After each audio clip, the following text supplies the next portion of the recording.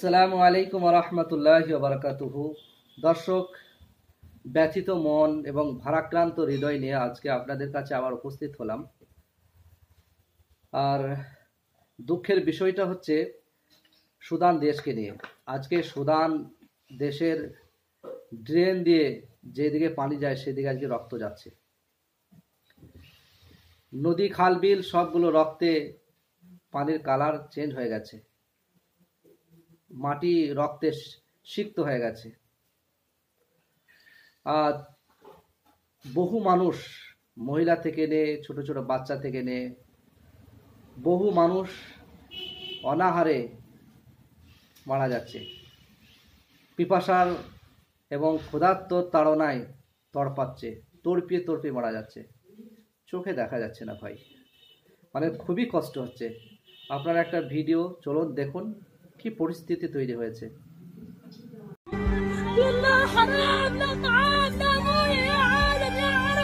يا مسلمين، إخوانكم في السودان في خطر، أنقذوا أطفال السودان.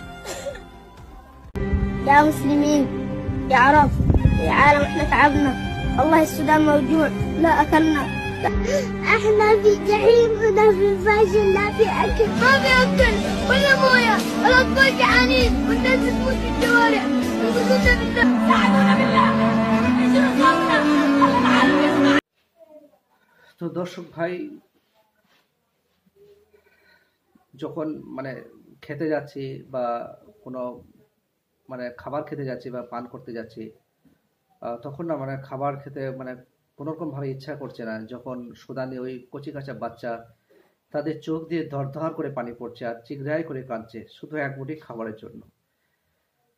আজকে আমরা পেট পুড়ে 3 বেলা খেতে পারছি, কিন্তু সেই সুদানি কচি কাঁচা বাচ্চা মহিলারা শুধু এক মুঠি খাবার, এক ঢোক পানির জন্য তারা চিৎকার করে কান্নাকাটি করছে, তড়পাচ্ছে।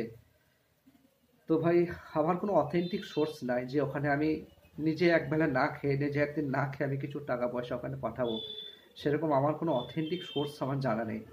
তো ভাই, ভিডিও যারা দেখছেন, যদি আপনাদের কারো অথেন্টিক সোর্স জানা থাকে যে ওখানে কোনো আর্থিক সহযোগিতা পাঠানোর ব্যবস্থা আছে, তাহলে ভাই অবশ্যই আমাকে কমেন্ট করে জানাবেন। আমি নিজে যতটা পারবো আমি ওখানে কিছু সহযোগিতা করব।